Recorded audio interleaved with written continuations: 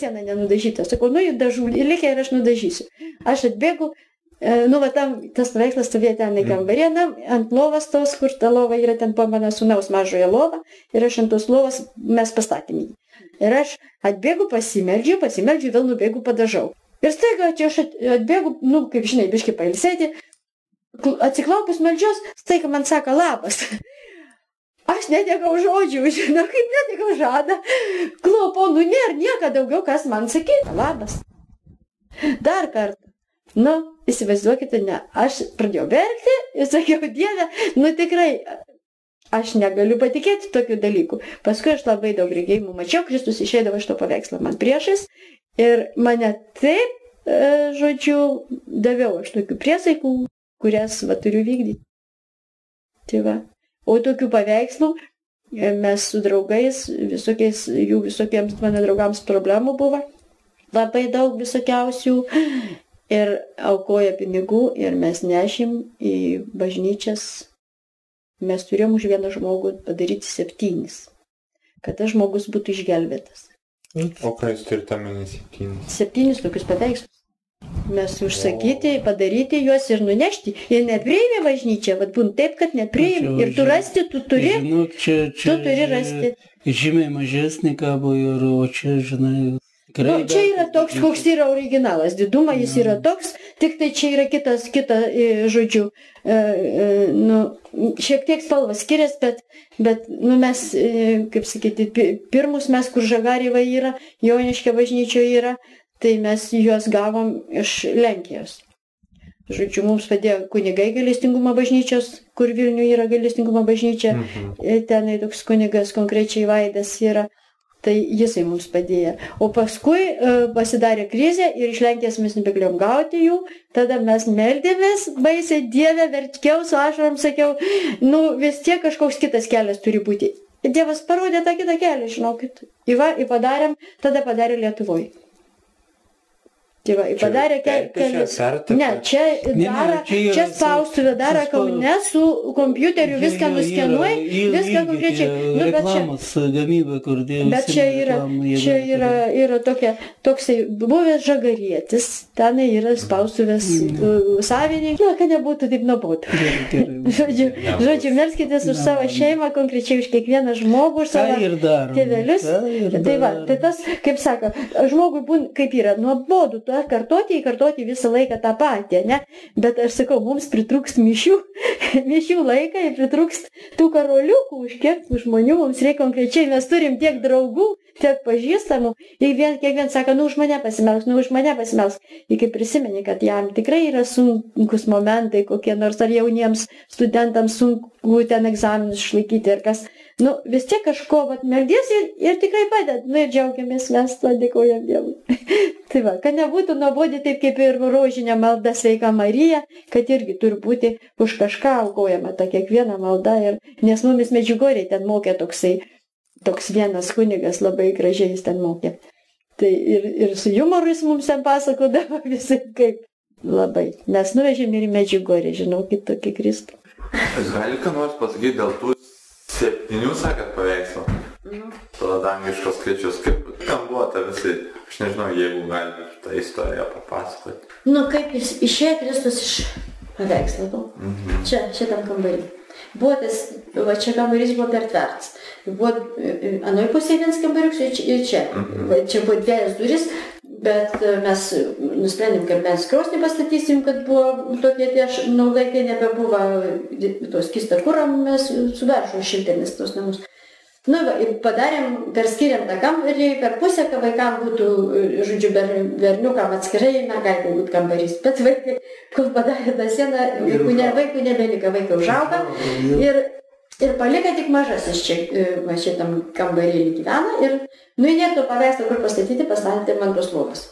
Ir aš meldžiuos vieną vakarą ir išėjo Kristus iš to paveikslą. Ir mane laimė. Ir ištiesė man taurę. Tokią paauksuotą taurę, kaip per mišias. Kur kunigas geria vyną. Aš netekau žadą, aš pradėjau. Ir aš paėmiau. Ir aš visą sudrebėjau, pradėjau verkti. Ir dingo. Kristus vėl atsidūrė paveikslę. Bet jis išėjo iš to paveikslą prieš mane, man priešais. Aš čia klūpau, man iš to paveikslą man ištiesė taip. Aš priėmiau, suprantu, kad aš priėmiau, ką man duot. O paskui aš vis tokia, kaip sakyti, man davė tokia, nu tokia, kaip sakyti, ar sutinki, ar tą darai, ar tą padarysi, ar tą padarysi, ar tą padarysi. Nuverkiu ir pažadysiu, aš neturiu būtėtis, ne? Ką aš kalbėjau, kiekvienas žmogus turi pridėti savo aukos taurę. Arba maldos, arba kančios, arba lygos. Nu taip. Tokia prasmė. Nu, aš vis laiką medžiaus. Mano mama prasirgo 5 metus, įgulė ant patalą ir aš ją slaugiau. Ir aš, kaip sakyti, vaikai susirgdavo visi 5, vyras ir aš tik tai dedu taurės, kaip suprantate, ne, jeigu gripas, jeigu kartu plaučių uždegimai, aš nenusirengdavau, nebūdavo, kada man atsigulti. Aš su taurėm nuo vienos nugaros prie kitos. Ant galą paskutiniai dukrai dedu, uždėjau, užmigau, ištraukė pūslės vietoj to gerumo, kad, žinai, taurės padėtų. Nu, va toks mano gyvenimas buvo. Aš tik tai vaikus auginau ir ligonius slaugiau. Ir rūpinausi visų gyvenimui, tik Dievą prašiau, tik Dievą duok man sveikatos ir stiprybės. Iš tikrųjų davė man tos sveikatos. Ir aš tikrai ligoninėje negulėjau išskyrus, kada teko pagimdyti vaikus, tai tas buvo. Bet per paskutinį vaikų gimimą buvo man irgi tokių dalykų, kai mane Dievas taip, kaip sakyti, davė ir kančių, ir skausmų, ir supratimą, prisilietimą prie Kristaus kančiaus iš tikrųjų. Kai vaiks miršt, tavo kūdikis visą mėnesį, ar mirs ar gyvens, tu dieną naktį nežinai, tai va tokia maldaknygė, aš galima sakyti, aš ją išmokau, vos nemintinai aš ją išmokau.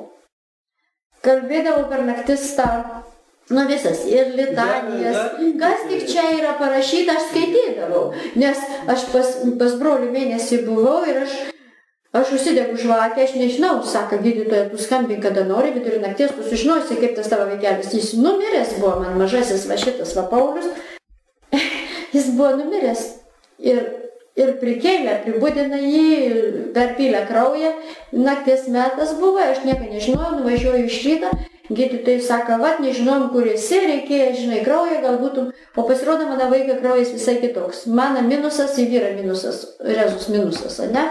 Suprantat, o vaiką pliusas, ir tikrai būtų jis netikęs. Jeigu būčiau ir buvus, būtų tikrai netikęs. Tada būtų numiręs. Jie tik paima kiekį, paprastai, bet būna, kad ir nepasižiūri su mašu. Ne, nu, vat, jau kaip sakyti, sako, negali būti gydytoja, negali būti, kad jūsų minusas, o vaiką būtų pliusas. Da. Nu, tada tyrimai vėl tyrimus padarė ir sužinojom iš senelių, kad, žodžiu, seneliam nieks nedarė tų tyrimų, tų kraujų kaip seniau, ne, nieks netikrina, kraujų nieks neperpilė, ir nieks nežino iš tikrųjų, kaip ten tas yra. Nu, žodžiu, meldžiaus vėl, meldžiaus. Ir iki tokio dalyką, kai užėjau į katedrą Kaune, ir ten šone dešinėje pusėje buvo atvežtas paveikslas iš Žaislio vienuolyno bažnyčių. Žinau. Marijos su rožėm. O tada ten buvo remontas, vyko tame Žaislio bažnyčiai ir atvežtas į katedrą. Ir aš įėjau, einu iš to klinikų, įeinu į bažnyčią, einu arčiau prie altoriaus, kairiai pusėje atsimenu, kad kairiai pusėje kava. Aš atsiklaupiau, o Marija, tu su kūdikėliu ir aš, mano mažas kūdikėlis, jis gimė, mano vaikas 7 mėnesių, neišnešiots, jam nei plaučiai, nei skrandis. Nebuvo įsivystę viskas, jisai inkubatoriui buvo kaip Kristus ant kryžiaus, bet taip, su lašinėm, jie rankytės lašinės, į galvą lašinės, į kojas lašinės, žodžiu, inkubatorių. Tai kur profesorė sako, nu ateik, pasižiūrėk, žinai, mes nieką neslepiam, rodom, mes nežinom, viskas Dievo valioje, jei bus stebuklas, jis gyvens. O jei ne, vienu žodžiu, Dievas jį pasims. Nu, bet mes jį tenai pakrikštėm, Kauno klinikose pakrikštėm. Ir aš pasimečiau prie to paveikslo. Parvažiuoju namo, o tą dieną buvo spalio 7, mano brolio žmonos gimimo diena. Pas juos gužėjo pilnas svečių, visi švenčia, nu visiems, nu kas, nu kaip ten tavo tą baigų, kaip ką. O man ašaras byra, aš nuėjau į virtuvę ir sėdžiu, nu tiesiog, nu nesinorstu nieko nebendrauti. Aš vieną nuvažiuoju, sustinku sesutę koridorių, jau jinai jau iš tolo šauk, oi, jau tavo vaikeliui atrodo, kad geriau, jau jis pats prašo valgyti. Atsirado čiulpimo refleksas. Tai įsivaizduokite, ne, nu galvoju, negali būti tikrai, žinai, nu nekaip negaliu patikėti, ta sesutė mane nori, žinai, paraminti. Jam tada jau, gal už kokį mėnesį, aš kaip? Nu, nebuvo, mėnesį dar nebuvo, matai, kaip ten atsitiko, tas jam sepsis buvo, taigi jam, žinokit, nu kaip, jamgi gavus, nu, visuotinas kraujo užkritimas, dėl to jis mirė, jam sukėlė didelį temperatūrą ir dėl to gydytojai, jis buvo jau numirę, kėlė iš vienas skyriaus į kitą ir matyt, gal dėl to ar ten kažkas atsitiko. Nu, žinai, nieks nėra apsaugotas nuo tokių dalykų. Gyventi. Ir padėjo gyventi, ir tikrai dėkoju Dievui.